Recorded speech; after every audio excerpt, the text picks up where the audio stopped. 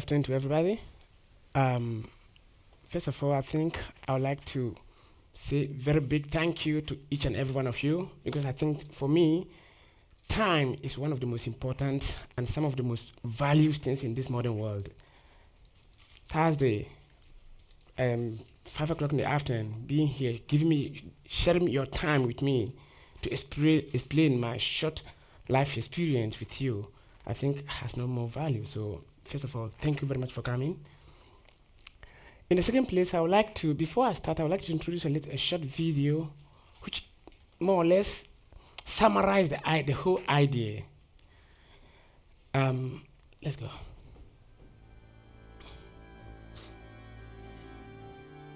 Once upon a time, a boy of 12 left home for lack of education in pursuit of a utopian life in Europe, which was like a chorus sung in every conversation in Ghanaian society. Everywhere the streets were gold, milk flows from taps like water. The journey to Europe had begun, meandering his way through dead bodies in the desert and the mafia. At the belly of death, the voyage had begun. The tales told at home did not include the cruelty, the risk, and the death that awaited patrons of the journey. Who would have dared? If only someone had told him the reality. If only he had had access to education. If only he had had access to information about the ordeal. Usman Umar would not have undertaken a 5-year trekking journey to the Wonderland. Information has become the most important fabric, weaving and shaping our society, our communities, and the world. Information and communication technology has become the bedrock of global development. Lack of these means the prevalence of illiteracy, human and social underdevelopment. The speed with which information communication technology, ICT, is developing and its impact on socio-economic activities cannot be overemphasized. It is imperative that Africa is not excluded from this technological revolution. It is a stark fact that the use of ICT has been integrated into virtually every facet of commerce, education, governance, and civic activity in developed countries, and has become a critical factor in creating wealth worldwide. Unfortunately, in Africa, ICT has barely taken a foothold. Computer illiteracy and a lack of access to ICT are widely recognized as an increasingly powerful obstacle to the economic, civic, and political development of Africa. According to the UN ICT Task Force, nowhere is the digital divide more pronounced than in countries of the African continent. Africa is the most unconnected in an increasingly connected world. This is where Ghana as a country finds itself. It is against this background that the ICT Literacy Project was designed by NASCO, Nuhu and Usman collaboration. The ICT Literacy Project is designed to offer the best of training, knowledge, skill and information to students in particular, and the general public at large. The organization is founded on the premise that universal primary education is vital to the global community. Our mission is to provide academic resources and to support educational initiatives in underserved communities by strengthening collaboration between African educators and their global counterparts. 3 centers of learning have been established. 8,241 students have passed through our ICT training programs in Introduction to ICT, Intermediate and Advanced courses, and 3,298 currently studying at the centers. Some of our students are gainfully employed in secretarial portfolios, graphic designing, web designing, as well as applying the knowledge in ICT in other areas of study as they cling on to the educational ladder. Hitherto, these students ended in the streets with no skills and eventually embark on the journey of no return, chasing the Europe dream. Support from Labdu, UPC, Nibus, Denmark will see the establishment of more centers this summer. The significance of our work has attracted the attention of Open Arms, and operative on the Mediterranean Sea to cushion us on our sensitization program and tackle the migration crisis at source. Other projects include educational accessibility for students living with disabilities, beekeeping as economic empowerment for women, and volunteering. In an increasingly pronounced population growth, the activities of NASCO Foundation may be meager or probably just a tiny spark, but we may never know when the spark becomes a flame.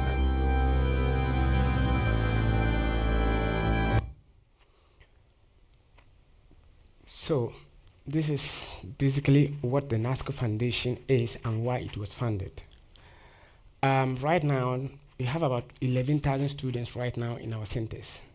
We have more than 6 centers established and 1 library in the northern part of Africa, particularly Ghana. The ICT, the first idea was established in September 2012. This is the first computer lab I established, 2012. I had to buy the computers with my own pocket money at that particular moment, because at this moment nobody trusted the idea. To prove that I was really absolutely convinced in what I was talking about, I had to, facilitate the first economic support to make it real.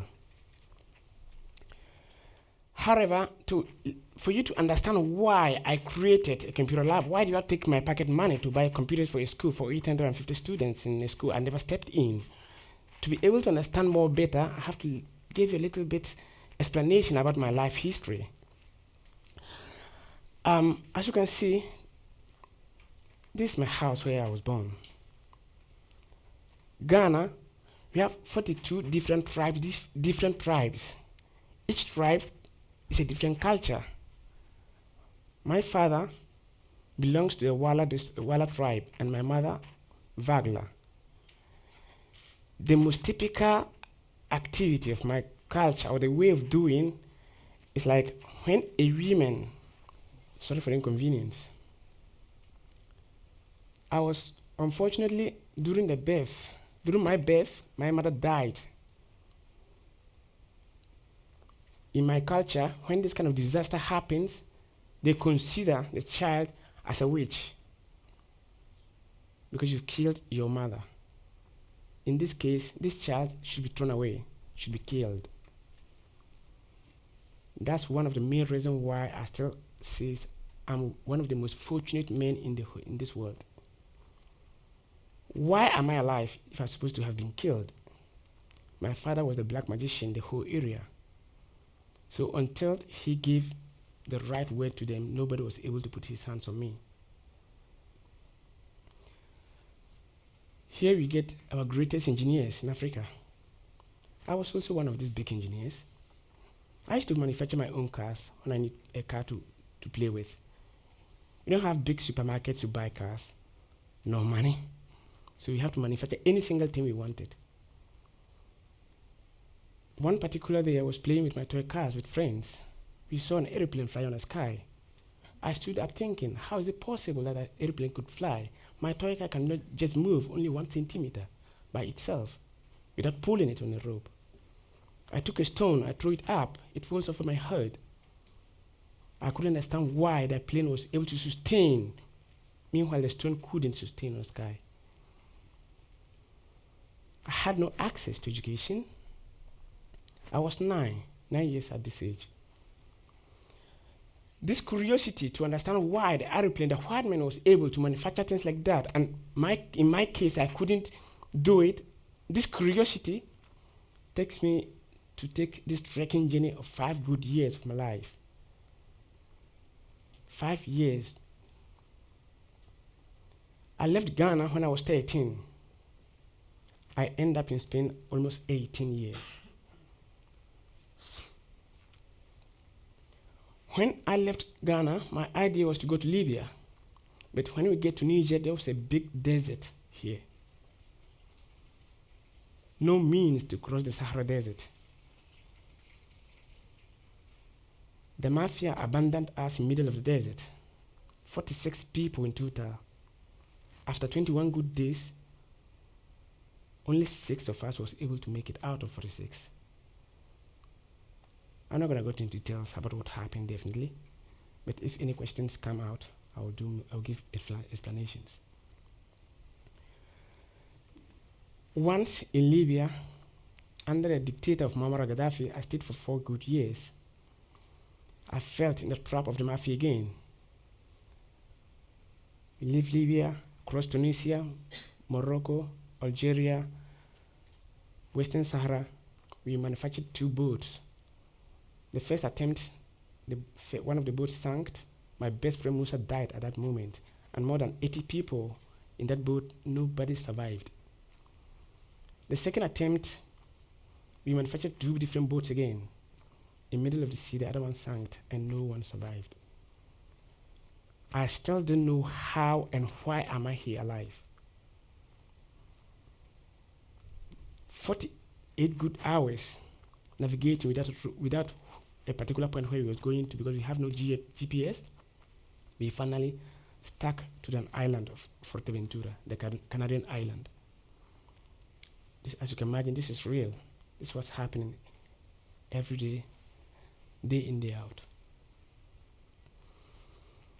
Finally, I was able to make it to the city of Barcelona. 17, 18 years boy, alone, no telephone, no family, no friends. Don't speak Spanish, don't speak Catalan. For me, I call it the urban forest. I was almost illiterate at this moment. I don't know how to read and write. Find your way in a city like Barcelona, for me, is worst. The forest for me is better than find my way here. After a month living on the street, that was in February 2005, a lot of cold, it was very cold. A wonderful thing happened again. I met this woman on the street. I just asked her, I wanted to go to the Red Cross.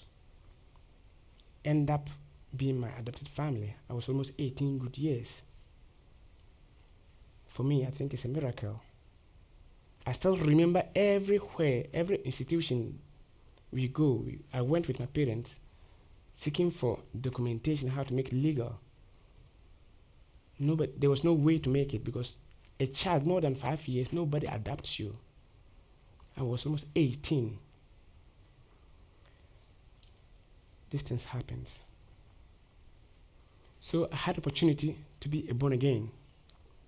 I started to learn Spanish, Catalan, read and write, mathematics, English. I studied bachillerato, my junior high school. I was able to achieve a quite good note, so I was able to go to University of Barcelona. I studied chemistry for 2 years because I wanted to know whether the black magic was real or the science was. That's a fact. That's a fact. To understand why what things my father used to do was, what was the difference?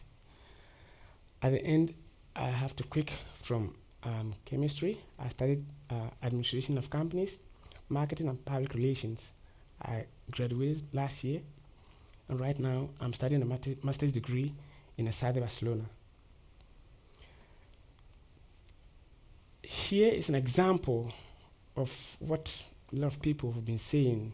We need to give, you don't have to give the fish, you need to teach how to fish. People say it a lot, but to put it in practical, I think in my case, this is a real example of why the foundation was created, and the real example of education is really the key to success. When I arrived here in Barcelona, this is my junior brother. He wanted to sell all the chickens and fowls we had there to come to Europe too. He used to say paradise. It wasn't easy to convince him that the solution is to go to school. But at the end, I was able to convince him. I supported him in education. He graduated from political science, and here he's launching his own company. He has 6 people working under this company right now. This is an example that if you really want to support, want to help Africa, education is the key. However, it's almost said that every work normally has its award. Last June, the International Telecommunication Union at Geneva, United Nations, acknowledged our work and was awarded for what we've been doing. And here it was. So, making a long story very short, I would like to end here. If there is any question, I'll be very grateful to be able to answer you. Thank you very much.